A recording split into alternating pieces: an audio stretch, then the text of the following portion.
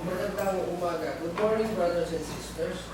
So, as you can see in our screen, ako po ay naghanda ng isang paksang patungkol sa pagkabuhay ng Lord. Marami pong dahilan kung bakit po napiling pag-aralan natin ito ng pag-usapan natin. Sapagkat sa dahilan, today is November 2. November 2. Kahapon po ay November 1, which is traditionally,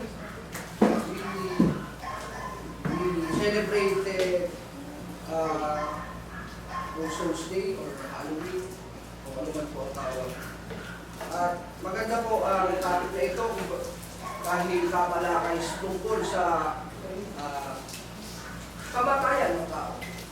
So may correction po ito dahil you are not be resurrected if you will not die first. And isa pa pong dahilan ay dahil moderno na po ang ating panahon at maaaring ilan sa atin ay nakakalimutan na at hindi na napag-uusapan tungkol sa pagkabuhay ng mga muli. Kaya yung ating way of life ay gano'n na lamang po yung ating sulitin ang buhay sa ibabaw ng sanlibutan na ito dahil hindi na natin o maaaring nakakalimutan na ng mga tao na may pagkabuhay na mga muli. At nabalitaan natin yung pagkabalitaan na yung kung nangyari sa asawa ko, ating kapatid na si Carlo. Kaya po maganda ang pag-usapan at pag-aralan at tungkol sa bagay nito. At ito po ay ating pag-aaralan sa aklat po ng 1 Corinthians chapter 15. So ang gagawin po natin dito, babasahin po natin verse by verse, pag-aaralan po natin ang tungkol sa bagay na ito. Ito po ay mahaba na pag-aaral na pagtatalakay ni Apostol Pablo tungkol sa pagkabuhay ng mga muli. No? Kaya po, pinapauna ko lang kung sabihin na ito po ay part 1 pa lamang ng aking study. Ito po ay hinati ko sa dalawa dahil kung pag-iisahin natin, pagtatalakay natin ang buo ang chapter 15 ay haba at mapukonsume ko yung oras pati po noong susunod na magsasalita sa atin sa umaga ito. So, simulan natin ang pagbabasa sa chapter 15, verse 1 ng 1 Corinthians. Ito po yung part 1. So, aabangan po natin yung part 2 sa kung ako po yung pagkakalooban ulit na makatayo sa inyo po harapan. Susunod na dito. So, let's read chapter 15, verse 1. So, ganito po ang ating mababasa. Kung paano po sinimulan ipaliwanag ni Apostol Pablo. Maganda po ito dahil sabi nga niya sa iba ng mga sulat, encourage one another, comfort one another with these words. Lalo na sa mga mga namatayan ng mahal sa buhay. Maganda po itong mga salita. So, verse 1, now brothers and sisters, I want to remind you of the gospel I preached to you, which you received and on which you have taken your stand. By this gospel you are saved, if you hold firmly to the word I preach to you, otherwise you have believed in vain. So sabi natin kanina tungkol sa resurrection. So siguro magtataka kayo, bakit gospel? Bakit ebanghelyo ang binabanggit ni Apostol Pablo dito? Kung siya magtatalakay ng tungkol sa pagkabuhay ng mga muli.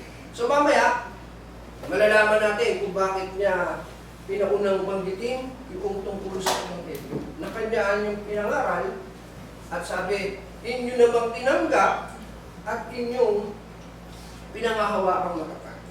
At sa ebanghelyo ito, kayo'y ligtas. So dito po, lagyan natin sa illustration na merong tatlong bagay na sinasabi. No?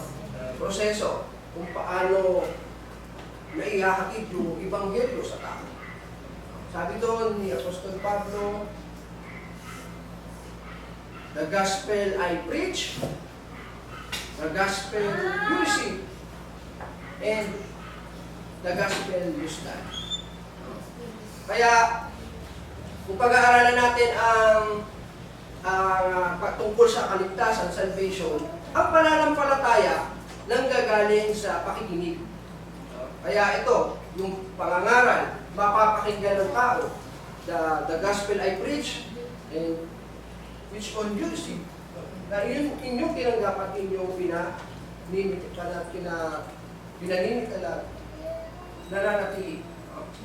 Ngayon, ang katanungan po dito sa tatlong ito, paano ba tinatanggap ng tao ang Ebanghelyo? Pag tayo, kung mga mangangaral ay nangangaral ng Ebanghelyo, they proclaim the gospel of Christ, paano ba tinatanggap ng mga tao? Sapat na ba na sabihin kong naniniwala ako ang tinatanggap ko sa Kristo, aking tagapagligtas? Paano? Kaya mayroong mga pag-uusap tungkol kung paano tinatanggap ng mga nakikinig ang Ebanghelyo ipinangangaral sa kanila. Sa aklat po ng, yan po yung katanungan, how does one receive the gospel? Dito po sa aklat ng Acts chapter 2, verse 30 to 40, ganito po pinaliwanag ni Apostol Luke. Ito po ay konteksto noong pagkatapos na mabuhay na muli ang ating Panginoong Kristo, pinadala niya yung kanyang Espiritu sa mga apostol kung sa araw ng Pentecostes. Kaya nakapagsalita sila ng iba't ibang wika at doon ay maraming silang nahikayat at maraming nanampalataya sa Diyos doon sa lugar ng Jerusalem. Sabi po dito, with many other words, He warned them and He pleaded with them, save yourselves from this corrupt generation. Sabi sa verse 41, those who accepted His message were baptized, and about 3,000 were added to the number that day. So ganito, pinakikita sa atin ang mga kasulatan noong panahon po ng ating mga apostol. Nung sila'y mangaral sa Jerusalem, yung mga tumanggap ng kanilang mensahe, ng kanilang pangangaral ng Ebanghelyo, paano nila tinanggap ito? Sila'y nagpabautismo. Para ipakita na sila'y tinatanggap nila at sila'y nagpapasailalim sa bautismo sa pangalan ko ng ating Panginoon. So, buuin natin yung illustration kanina. So, the gospel I preach, sabi ni Apostol Pablo, the gospel you receive, paano natin tinatanggap, tayo yung nagpapabautismo. Ganito natin na pinatutunayan at ating tinanggap talaga yung aral ng Ebanghelyo. At ating po ikinatatayo. No? Bakit po ba ito Ebanghelyo? No? Sa verse 3 to 4, ganito po ang ating mga.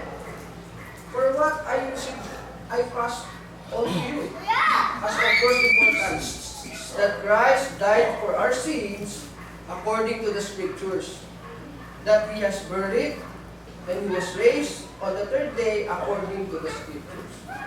Kung magsalita po si Apostol Pablo, kung siya'y nagbibigay ng kanyang statement, no? Kasi siya'y eyewitness eh. No? Sinasabi ko sa inyo yung alam ko, kasi ito yung totoo. At kung papansin ninyo, lagi niyang back up ng kanyang statement. No? Parang ebidensya, kumbaga sa korte. Ito'y nasusulat according to the Scriptures. Kung sinasabi ko, na si Kristo ay namatay, according to the Scriptures, ay inilibing at muling nabuhay. Ito yung magandang balita na sinasabi ko, Ebanghelyo. No? The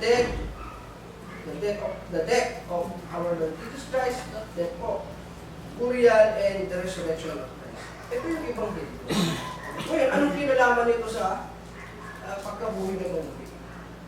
Because, according to the Scripture, matagal na po itong ipinangako o una pa lang ay ipinangaral na ito ng Diyos sa mga propeta kay Abraham na darating yung binhig na tutubos ng ating mga kasalanan. At kung ito may mangyari sa isang tao, na siya'y mamamatay, ililibing at muling mabubuhay, siya na nga yung Kristo. At siya yung katuparan ng mga sinabi ng Diyos doon sa lumang tinatawag nating matandang tipan. At ito ay pinatotohanan ni Apostol Pablo na ito'y kanyang nakita. Siya may personal knowledge about this event.